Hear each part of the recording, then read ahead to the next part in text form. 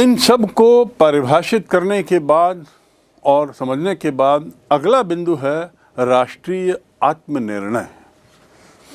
राष्ट्रीय आत्मनिर्णय, इसके क्या मायने हैं? राजनीति के जो विद्वान हैं और जो राजनेता हैं, उनके सामने ये एक बड़ा महत्वपूर्ण प्रश्न रहता है। राजनीति से जुड़े हुए लोग और जो पॉलिटिक्स से जुड़े हुए लोग हैं, राजनेता लोग हैं, उनके सामने प्रश्न ये है कि क्या प्रत्येक राष्ट्रीय समुदाय या राष्ट्र का ये प्राकृतिक अधिकार है कि वह एक स्वशासित राज्य हो? स्वशासित राज्य और प्राकृतिक अधिकार, नेचुरल राइट, क्या हर राष्ट्रीय समुदाय के लिए ये नेचुरल राइट है? हर राष्ट्र के लिए क्या ये प्राकृतिक अधिकार है कि उसका जो राज्य है वह स्वशासित हो? ये एक सामने इन लोगों के मन में एक विचार आता है, बार बार सवाल आता है। क्या हर एक राष्ट्रीय समुदाय एक प्रभुत्व संपन्न राज्य बनने का हकदार है? मैं पुनः दोहरा रहा हूँ, हर एक राष्ट्रीय समुदाय एक प्रभुत्व संपन्न राज्य बनने का हकदार है क्या?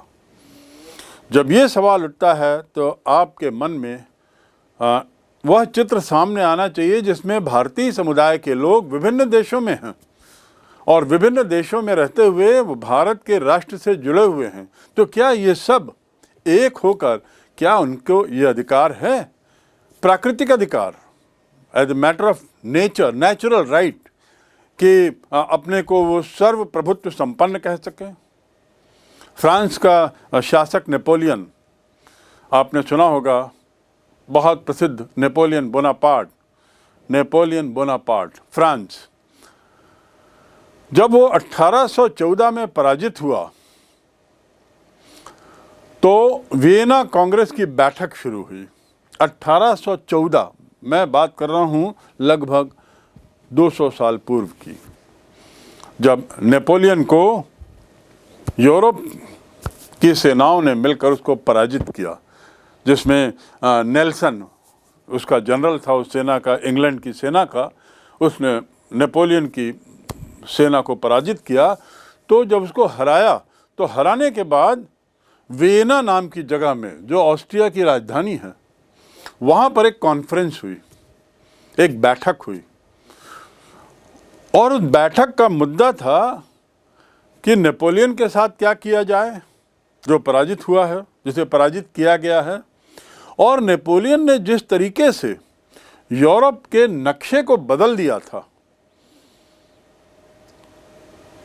उस नक्शे के साथ क्या किया जाए, अर्थात जो नई सीमा रेखाएं विभिन्न देशों के लिए नेपोलियन ने खींची थी उन देशों को पराजित करने के दौरान, तो क्या उन सीमा रेखाओं को यथावत रहने दिया जाए या उसमें कुछ परिवर्तन की आवश्यकता है? इन मुद्दों को लेकर वियना कांग्रेस बैठी 1814 में, जो लगभग करीब 1 साल चली, जून 1915 तक। वियना कांग्रेस में जो फैसले लिए गए थे उसमें विभिन्न देशों की सीमाओं में अत्यधिक बदलाव किया गया।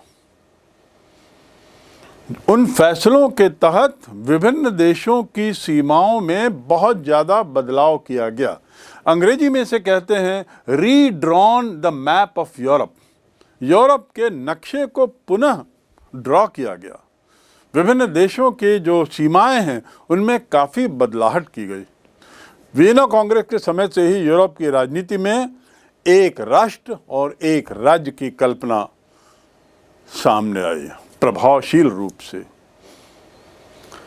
ये जो मुद्दा, ये जो बात हो रही है, वो इस बात को लेकर इसलिए हो रही है कि वियना कांग्रेस में का मुद्दा ये था कि क्या राज्य और राष्ट्र एक ही हों,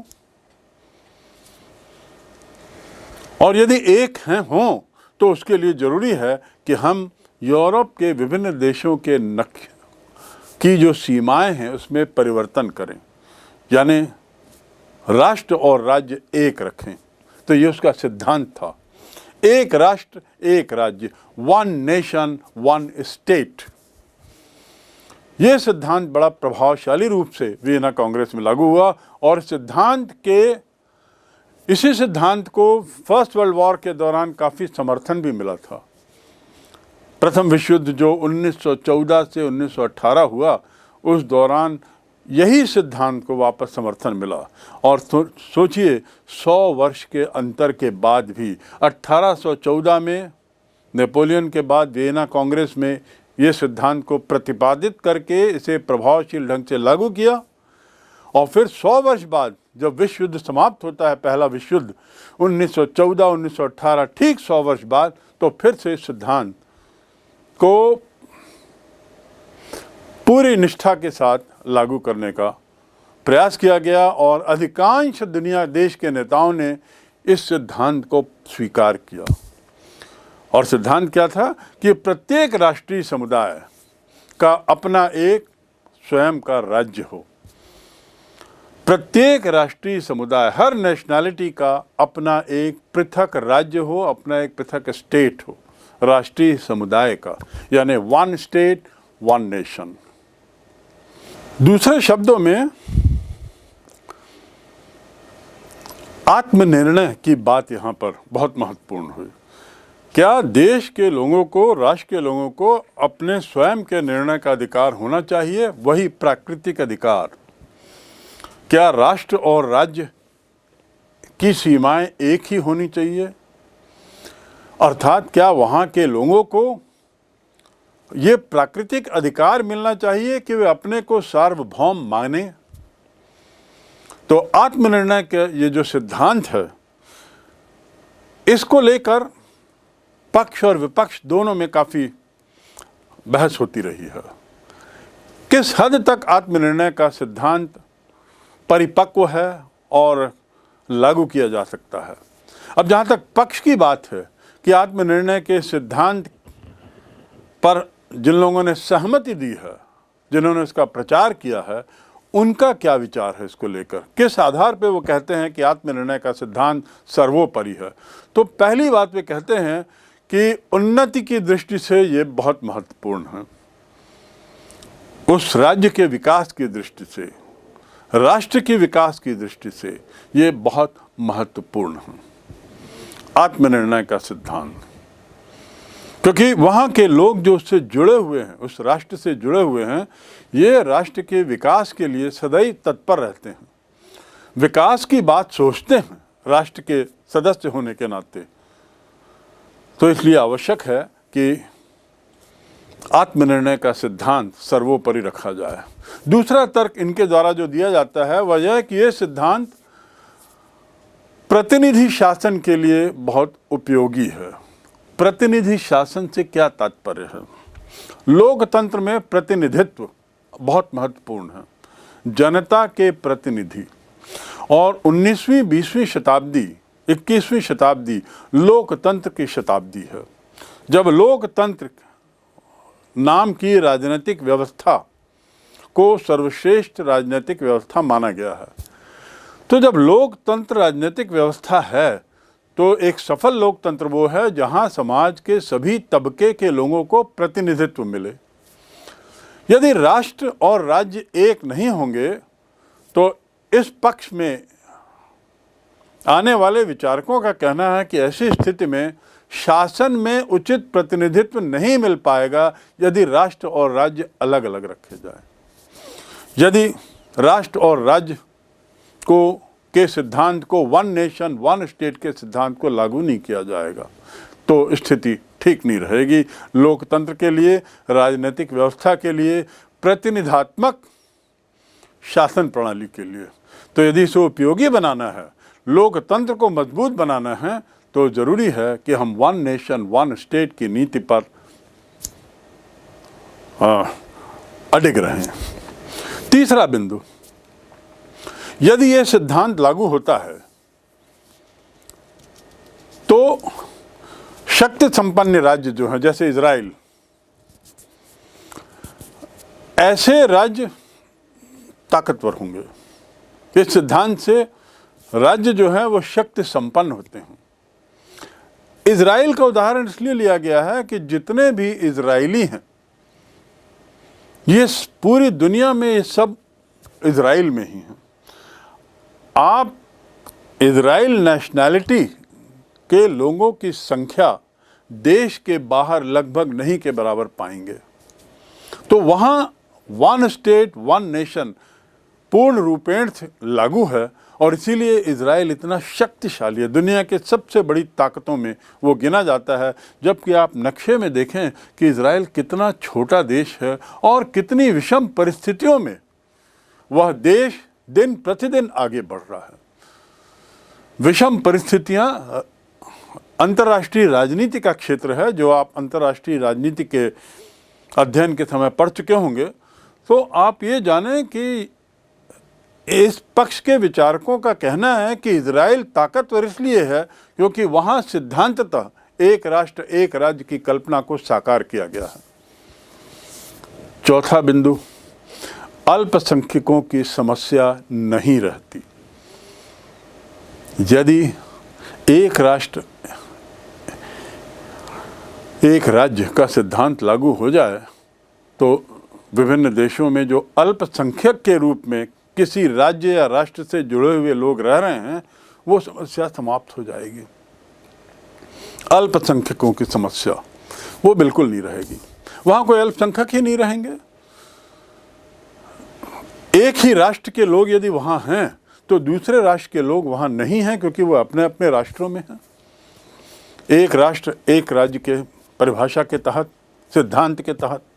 तो इसलिए जो अल्पसंख्यकों से जुड़ी जो बहुत सारी समस्याएं जो हम दिन प्रतिदिन सुनते पढ़ते रहते हैं वो नहीं आएंगी। और अंतिम बिंदु जो विचारक इस पक्ष में कहते हैं वो है कि एक राष्ट्र एक राज्य के सिद्धांत में साम्राज्यवाद कतई नहीं पनप सकता। ये सिद्धांत जो है ये साम्राज्यवादी विचारधारा का शत्रु है, कट्टर शत्रु है।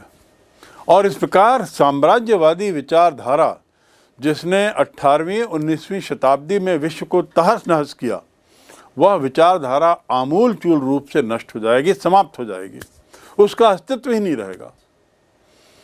और साथ ही साथ एक राष्ट्र के अंदर रहने वाले सभी लोग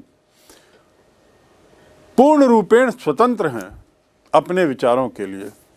वहाँ पे जो स्वतंत्रता संबंधी जो चार्टर है उसका पूर्ण रूपेण पालन किया जाएगा। और साम्राज्यवाद जैसी विचारधारा ऐसी स्थिति में कतई पनप नहीं सकती। ये वो विचारधारा जिसने विश्व को 18वीं 19वीं शताब्दी में कितने ही युद्ध दिए, प्रथम विश्व युद्ध, द्वितीय विश्व युद्ध तो हैं ही, इसके अलावा बहुत से अन्य क्षेत्रीय युद्ध भी हुए। और उसके पीछे भावना थी साम्राज्यवाद की भावना, जो कि राष्ट्रवाद या वन नेशन वन स्टेट की थ्योरी के खिलाफ है। ये तो हो गया आत्मनिर्णय सिद्धांत के पक्ष में विचारकों के विचार और पक्ष में दिए गए तर्क। अब इसके साथ ही एक बहुत अहम बिंदु जो देते हैं वो है ये लोग इतिहास का उदाहरण देते हुए ये पुष्ट करने की कोशिश करते हैं कि एक राष्ट्र एक सिद्धांत, एक राष्ट्र एक राज्य या आत्मनिर्णय का सिद्धांत सर्वश्रेष्ठ सिद्धांत है। बहुत से ऐतिहासिक उदाहरण बताते हैं। 20वीं शताब्दी में अफ्रीकी या एशियाई देशों में जो स्वाधीनता की लहर उठी, जिसका जिक्र मैंने पूर्व में किया है, जहां एक के बाद एक राष्ट्रवाद की भावना को लेकर 100 देश स्वतंत्र हुए, उसका जो आधार था वो राष्ट्रीय आत्मनिर्णय का सिद्धांत ही था। तो ऐतिहासिक दृष्टि से भी आत्मनिर्णय का सिद्धांत बहुत अहम है। और ऐसी स्थिति में एक राष्ट्र एक राज्य सबसे क्रांतिकारी परिवर्तन ला सकता है विश्व शांति में। 20वीं शताब्दी में जो मैंने अफ्रीका एशिया के देशों की बात की, वहाँ जो एक के बाद एक स्वतंत्र होते गए, खासकर भारत की स्वतंत्रता के बाद 1945, 46, 47 के बाद से वहाँ लगातार अफ्रीका के देश और एशिया के देश एक के बाद एक स्वतंत्र हुए। उसके पीछे राष्ट्रवाद की ही भावना थी, राष्ट्रीय आत्मनिर्णय की ही भावना थी, राष्ट्रीय आत्मनिर्णय का सिद्धांत था। अतः इस सिद्धांत की सहायता से भारत भी स्वतंत्र हुआ। आयरलैंड, वियतनाम, इंडोनेशिया, इन्होंने अपने आज़ादी की लड़ाई इसी भावना को लेकर रखी, आत्मनिर्णय की भावना को। सतत रूप से इंडियन नेशनल कांग्रेस और उसके विभिन्न नेता इस बात का सतत रूप से इस बात का प्रचार करते रहे, जोर देते रहे कि भारत को आत्मनिर्णय लेने की स्वतंत्रता मिलनी चाहिए, अर्थात एक राष्ट्र के रूप में भारत को स्वतंत्रता मिलनी चाहिए। और इसमें कई देश थे, इंडोनेशिया भी उसी स्थिति में, आयरलैंड, भारत आदि आदि। इन्होंने जो लड़ाइयाँ लड़ी स्वतंत्रता की, उसका आधार ही यही था, आत्मनिर्णय का आधार। और अंत में ये सभी राष्ट्र अपनी राष्ट्रीय अस्मिता, अपनी राष्ट्रीय आइडेंटिटी, अपनी राष्ट्रीय पहचान को पाने में, बनाने में सफल हुए। तो इस प्रकार पक्ष में ये 5-6 तर्क। अब आत्मनिर्णय सिद्धांत के विपक्ष में जो विचारक हैं वे क्या तर्क देते हैं, और उन तर्कों के तहत इनके जो तर्क हैं वो भी कोई कम गंभीर नहीं है। पहला तर्क जो देते हैं उसके पीछे उनका कहना है कि ये सिद्धांत जो है ये अव्यावहारिक है, गैर व्यावहारिक है। गैर व्यावहारिक अर्थात इसे लागू करना संभव नहीं है। इजराइल का उदाहरण तो दिया, जो आज भी वर्तमान में एक राष्ट्र एक, लेकिन बाकी देश, और उसके कुछ कारण हैं। गार्नर, जिसका जिक्र मैंने पूर्व में किया था, जो एक राजनीतिक शास्त्र के विद्वान हैं, उन्होंने तो इस सिद्धांत को पूरी तरह खारिज किया, आत्मनिर्णय के सिद्धांत को, और उसे पूरी तरह खारिज करते हुए अस्वाभाविक बताया, अप्राकृतिक बताया, अव्यावहारिक बताया। उनका कहना था यदि इसे पूरी तरह से लागू किया तो स्विट्जरलैंड को भी 3 भागों में बांटना होगा। स्विट्जरलैंड, देखिए मैंने जिक्र किया था पूर्व में, कितना छोटा सा देश है।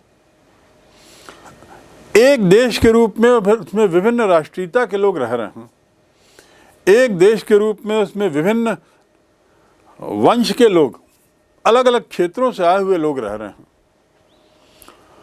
लेकिन यदि ये वाला सिद्धांत लागू होता है, आत्मनिर्णय का सिद्धांत, तो फिर स्विट्जरलैंड को 3 अन्य भागों में बांटना पड़ेगा। कल्पना करिए कितना छोटा देश हो जाएगा। उसी प्रकार ब्रिटेन, वहाँ स्कॉटलैंड, वेल्स, ये और भी क्षेत्र हैं, वहाँ के वंशजों का क्या होगा? ये लोग भी अलग अलग हो जाएंगे, ये लोग भी 2-3 टुकड़ों में बट जाएंगे। इंग्लैंड का अस्तित्व, ब्रिटेन का अस्तित्व वैसा नहीं रहेगा जैसा कि हम जानते हैं, भिन्न भिन्न देश ये बन जाएंगे। अतः इस सिद्धांत को हम पूरी तरह से खारिज करते हैं, ऐसा गार्नर का कहना था। दूसरा बिंदु जो ये विचारक अपने तर्क में देते हैं वो है कि राष्ट्रों का निश्चित क्षेत्र कैसे परिभाषित हो, किस राष्ट्र का क्या क्षेत्र होगा। राज्य का क्षेत्र तो परिभाषित हो सकता है, लेकिन राष्ट्र का क्षेत्र, राष्ट्र की सीमाएं, इसे बांधना, इसे परिभाषित करना, ये एक बहुत बड़ी समस्या है। देखा गया है कि राष्ट्र के लोग एक निश्चित भूभाग में नहीं बसे हैं। तो आप देखें हैं, भारत के लोग पूरी दुनिया में फैले हुए हैं, इंग्लैंड के लोग बहुत जगह फैले हुए हैं, आदि आदि, ऐसे बहुत से उदाहरण हैं। और वो पूरी दुनिया में फैले हैं, बिखरे हुए हैं, छितरे हुए हैं, यानी छोटी छोटी संख्या में भी वे कई जगह रह रहे हैं। बहुत छोटी संख्या में भारतीय वेस्ट इंडीज़ में बसे हुए हैं, जो स्वयं में बहुत छोटा है। ऐसी स्थिति में राष्ट्रीय आत्मनिर्णय का सिद्धांत यदि लागू करते हैं तो ये एक असंभव कार्य होगा, एक बहुत ही कठिन कार्य होगा, क्योंकि राष्ट्र के लिए निश्चित भूभाग की समस्या का हल निकाल पाना संभव नहीं है। किस आधार पर आप एक राष्ट्र की सीमाओं को परिभाषित करेंगे? यदि उस राष्ट्र से जुड़े हुए लोग पूरे विश्व में यहाँ वहाँ फैले हुए हैं तो क्या उनके रहने वाले क्षेत्रों को भी भारत का हिस्सा माना जाए? ऐसा कदापि नहीं हो सकता। तो इस प्रकार इनका कहना है, इन विचारकों का, कि यह एक अव्यावहारिक प्रस्ताव है, अव्यावहारिक बात है कि आत्मनिर्णय का सिद्धांत प्राकृतिक अधिकार के रूप में देश के अंदर रहने वाले सभी लोगों को दे दिया जाए। विपक्ष में, आत्मनिर्णय के सिद्धांत के विपक्ष में, जहां निश्चित क्षेत्र को परिभाषित करने की समस्या है, राष्ट्रों के निश्चित क्षेत्र को, वहीं तीसरा बिंदु जिसको लेकर विपक्ष इस सिद्धांत के खिलाफ है, वो है प्रगति में बाधा। यदि आत्मनिर्णय का सिद्धांत दिया जाए, प्रतिपादित आत्मनिर्णय के सिद्धांत को लागू किया जाए, तो प्रगति में बहुत बड़ी बाधा आएगी। एक्टन, जो एक बहुत प्रसिद्ध विद्वान हैं, उनके अनुसार एक राष्ट्रीय राज्य प्रगति में बाधक होते हैं। एक राष्ट्रीय राज्य यानी जो एक राष्ट्र एक राज्य में विश्वास करते हैं, वहाँ प्रगति नहीं हो पाती, बहुत बड़ी बाधा होती है, क्योंकि ऐसे राज्यों में ये अपने आप में सीमित हो जाते हैं, संकुचित दृष्टिकोण अपना बैठते हैं, और बहुत नैरो माइंडेड, संकुचित दृष्टिकोण का अर्थ है नैरो माइंडेड, मैं सर्वश्रेष्ठ, ऐसी वाली भावना हो जाती है। दूसरे को हीन दृष्टि से देखने की भावना हो जाती है, और यदि दूसरे को हीन दृष्टि से देख रहे हैं तो दूसरे के विकास से कुछ सीख नहीं रहे हैं, अपने को ही सर्वश्रेष्ठ मानते हुए अपने देश को ही, अपने राष्ट्र को ही सर्वोत्तम मानते हैं, तो ये गलत है। संकुचित, नैरो माइंडेड अप्रोच, दृष्टिकोण, नज़रिया हो जाता है। अन्य राष्ट्रों या अन्य राज्यों से उनका कोई संपर्क नहीं रहता। क्यों? क्योंकि मैं सर्वश्रेष्ठ हूँ, अहम ब्रह्मामि वाली जो भावना ऐसी स्थिति में एक राष्ट्र एक राज्य के लोगों में आती है, तो वह अपने को छोड़ के, अपने राष्ट्र को छोड़ के अन्य राष्ट्रों को हीन भावना से देखेंगे, और हीन भावना होने के कारण उससे कोई संपर्क नहीं रखेंगे, उसके साथ कोई तालमेल नहीं रखेंगे, उनके साथ किसी तरह का सहयोग नहीं करेंगे, और तब क्या होगा? खुद की प्रगति में बाधक बनेंगे, खुद की प्रगति में रुकावट पैदा करेंगे। दूसरे शब्दों में, ऐसी स्थिति में उन्हीं की स्वयं की प्रगति रुक जाती है। और इसके विपरीत यदि अनेक राष्ट्रीयता वाले राज्यों की बात करें, तो हम पाएंगे कि वहाँ पे विकास बड़ा सरल है। ऐसी तुलना में, इसकी तुलना में विकास की जो दर है वो बहुत अच्छी है।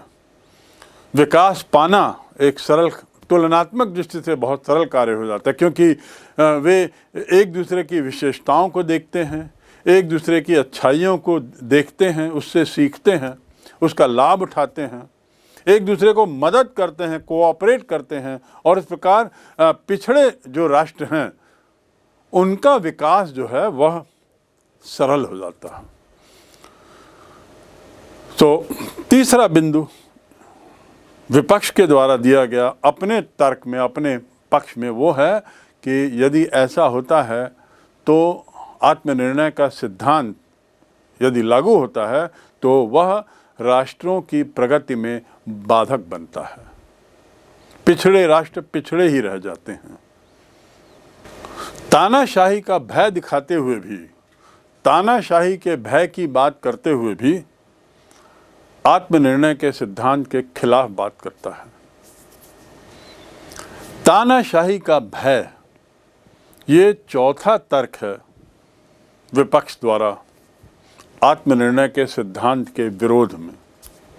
क्या है तानाशाही के भय से क्या तात्पर्य है? राष्ट्रीय राज्यों में मैं बात कर रहा हूं, राष्ट्रीय राज्य यानी जहां एक राष्ट्र एक राज्य वाला सिद्धांत प्रतिपादित करें, तो ऐसे राज्यों में जातीय श्रेष्ठता का झूठा अभियान चलाया जाएगा। अपनी जाति को सर्वश्रेष्ठ बताने का प्रयास होगा, उसके प्रति अभिमान होगा, अपने वंश को सर्वश्रेष्ठ बताने के प्रति अभिमान पैदा होगा, और उन राज्यों की जो जनता है वहाँ पर इसके परिणाम स्वरूप तानाशाही प्रवृत्ति पनपेगी, विकसित होगी, बढ़ेगी, क्योंकि हम अपने को सर्वश्रेष्ठ मान रहे हैं, अपने वंश को, अपनी जाति को सर्वश्रेष्ठ मान रहे हैं। इसके कई उदाहरण आप पढ़ेंगे, और शायद तानाशाही के भय की चर्चा करते समय आपका ध्यान स्वतः हिटलर और मुसोलिनी की ओर जाएगा। हिटलर और मुसोलिनी ने यही किया था कि उन्होंने अपने वंश को सर्वश्रेष्ठ बताने का सतत और अथक प्रयास किया, आर्य वंश सर्वश्रेष्ठ, और इसीलिए यहूदी वंश के लोगों को उन्होंने नरसंहार के जरिए भारी संख्या में मारा। हिटलर उसके लिए बहुत बदनाम हुआ, पर हिटलर की सोच के पीछे क्या भावना थी? यही एक राष्ट्र एक राज्य, राष्ट्रीय राज्य, और अपने वंश को, आर्य वंश को सर्वश्रेष्ठ बताने के लिए उसने न जाने कितने अभियान चलाए, न जाने कितनी तरह की कुचालें चली, कितना उसमें अभिमान उसने अपना पैदा किया और अपने आर्य लोगों में पैदा करवाया, जर्मनी के लोगों में, और इसका परिणाम क्या हुआ ये आप सबको मालूम है। हिटलर तानाशाह बन बैठा। तानाशाही प्रवृत्ति की यदि बात करें तो चरम सीमा पे पहुंच गई थी, और उसका मित्र मुसोलिनी जो इटली में शासक था, जो भी उसके नक्शे कदम पे चल रहा था, वो भी वैसा ही तानाशाह निकला। इसके फलस्वरूप वहाँ के लोगों की स्वतंत्रता जो है वो खतरे में थी। केवल आर्य लोग ही, केवल एक खास वंश के लोग ही सर्वश्रेष्ठ माने गए, बाकी सब लोग के अधिकार छीन लिए गए, सब लोगों को विभिन्न अधिकारों से वंचित कर दिया गया, उन्हें पशु स्वरूप देखा गया। स्वतंत्रता खो बैठते हैं, और तानाशाही के अंतर्गत खोई स्वतंत्रता के क्या दुष्परिणाम होते हैं ये तो वहां रहने वाले, भुगतने वाले लोग ही जानते हैं। हिटलर और मुसोलिनी इन कारणों से उपजी तानाशाही के सर्वश्रेष्ठ उदाहरण हैं, और उन्होंने तो राष्ट्रवाद और राज्य ये दोनों को एक ही नज़रिए से देखने की कोशिश की, और उसी का दुष्परिणाम ये रहा। इसके विपरीत अनेक राष्ट्रीयता वाले राज्यों की यदि हम बात करें तो वहाँ पे इस तरह के तानाशाही के पनपने के खतरे नहीं रहते। अनेक राष्ट्रीयता वाले राज्य यानी ऐसे देश, ऐसे राज्य जहाँ विभिन्न राष्ट्रीयता के लोग रह रहे हों, तो वहाँ पे तानाशाही के पनपने की संभावनाएं बहुत निम्न हैं, बहुत कम हैं, उसकी आशंका नहीं रहती। तो तानाशाही का भय, इस बात को लेकर आत्मनिर्णय के खिलाफ कई विचारक हैं। पांचवा तर्क जो यह विचारकों का यह समूह देता है, और वो है कि जहाँ एक और मैंने पूर्व में बताया कि आत्मनिर्णय के सिद्धांत के तहत एक राष्ट्र एक राज्य साम्राज्यवाद को समाप्त करता है, तो इनका कहना है कि ऐसा नहीं, साम्राज्यवाद को यहाँ प्रोत्साहन मिलता है। विपक्ष का कहना है कि आत्मनिर्णय के सिद्धांत की बहुत बड़ी बुराई है कि यह साम्राज्यवाद को प्रोत्साहन देता है। हिटलर का ही उदाहरण ले, मुसोलिनी का उदाहरण ले, जिन्होंने साम्राज्यवाद के नाम पर कई देशों पर हमला कर उसे कब्जा किया। एक राष्ट्र एक राज्य स्थापित होने में इस बात का भय हमेशा रहता है कि कहीं एक राष्ट्र की राष्ट्रीय संकुचित रूप राष्ट्रीयता, कहीं एक राष्ट्र की राष्ट्रीयता एक संकुचित रूप धारण करके विश्व में साम्राज्यवाद और युद्ध को निमंत्रण न दे बैठे। यानी ये वाली भावना है आत्मनिर्णय की भावना या एक राष्ट्र एक राज्य वाली भावना, ये कतई उपयुक्त नहीं है, क्योंकि ये साम्राज्यवाद को प्रोत्साहन देती है। वही साम्राज्यवाद जिसका जिक्र मैंने पूर्व में किया है, 18वीं और 19वीं शताब्दी में जो पनपा और चरम सीमा पर पहुंचा, और हिटलर और मुसोलिनी इसी साम्राज्यवाद व्यवस्था के लेटेस्ट सिंबल थे। ये लोग साम्राज्यवाद के नाम पर सतत रूप से युद्ध को निमंत्रण देते थे। एक के बाद एक उन्होंने 1939 से 1945 के बीच अनेकों युद्ध किए, और बल्कि 1939 से पूर्व इन्होंने युद्ध करके कई क्षेत्रों को पहले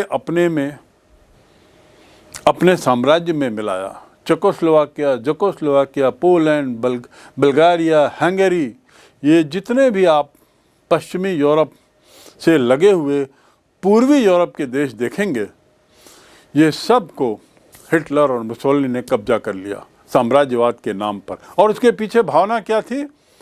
एक राष्ट्र एक राज्य के तहत वह सुनिश्चित करना चाहता था कि उसके वंश के सभी लोग एक राष्ट्र का हिस्सा बने।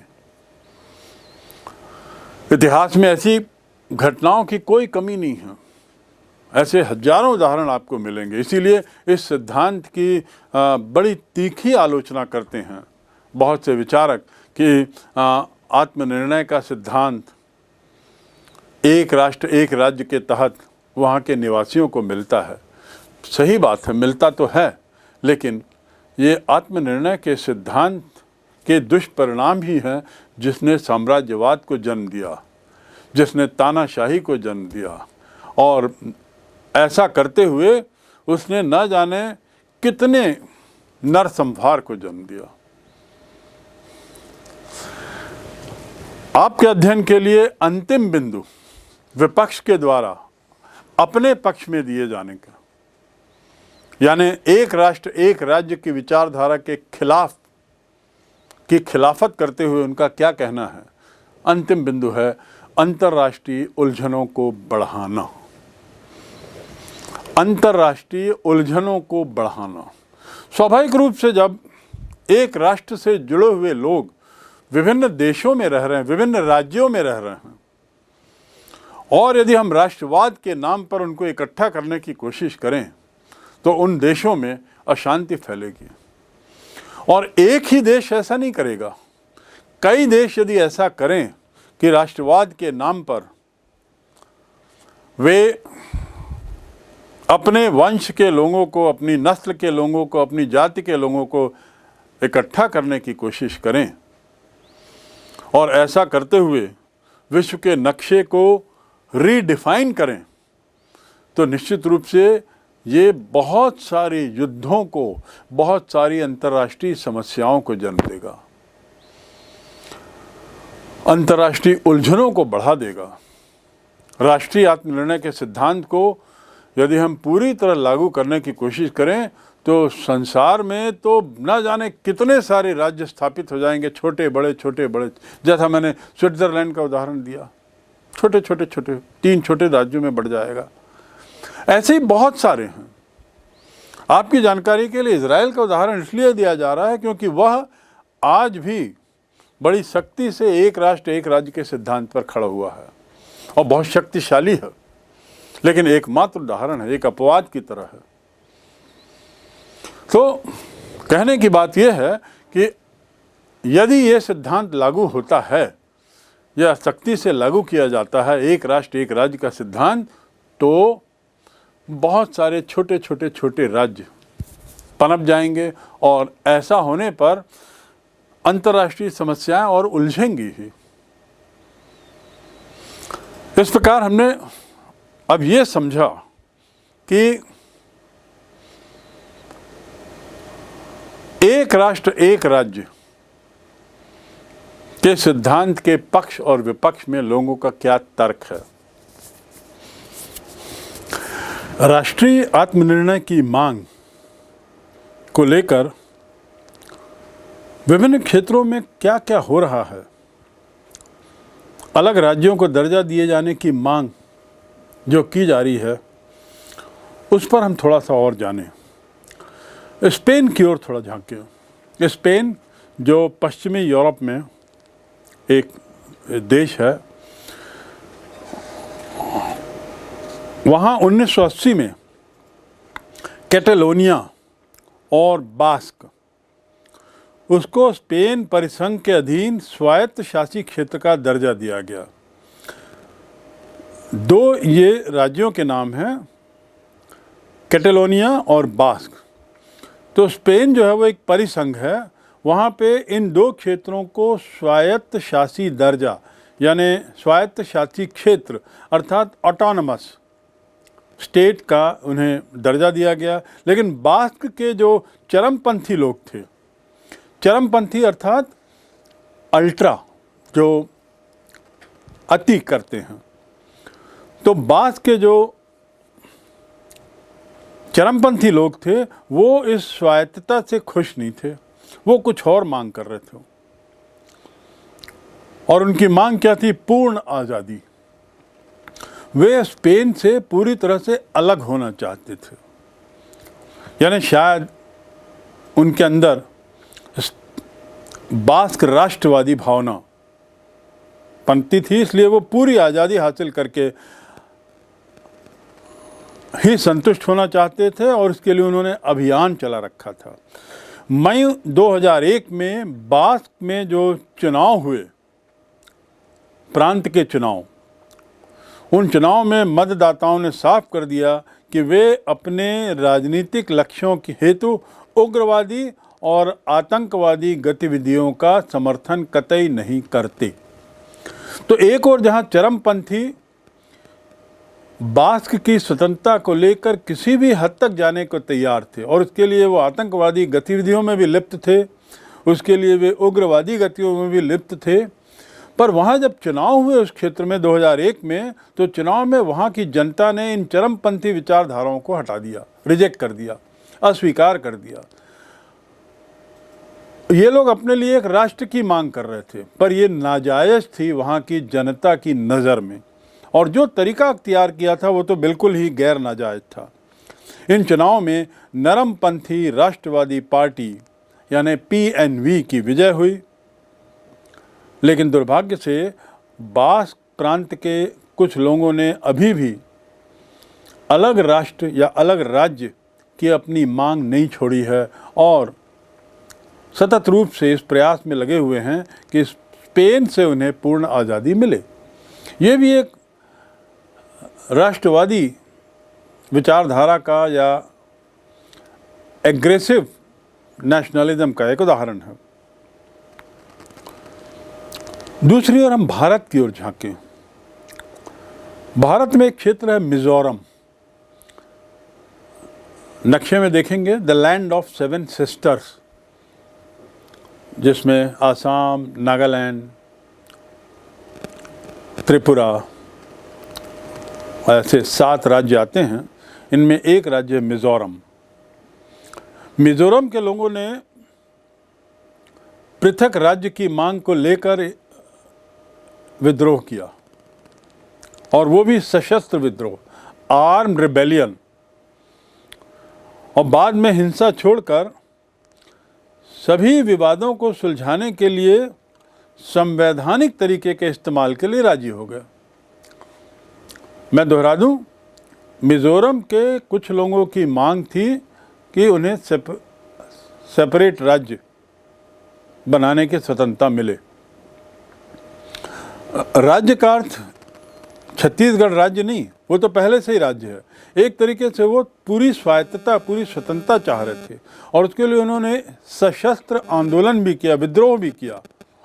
लेकिन दबाव में आने पर समय के साथ बाद में उन्होंने हिंसा छोड़ दी और संवैधानिक तरीकों से अपनी मांगों के समाधान के लिए सहमत हो गया। नागालैंड को 1963 में भारत संघ के भीतर राज्य का दर्जा दिया गया था। सन 1925 में रामास्वामी नायनर ने तत्कालीन मद्रास प्रांत में, जिसे अब हम तमिलनाडु के नाम से जानते हैं, वहाँ पे उन्होंने एक तरीके से आत्मसम्मान आंदोलन शुरू किया था। क्या था नाम आंदोलन का? आत्मसम्मान।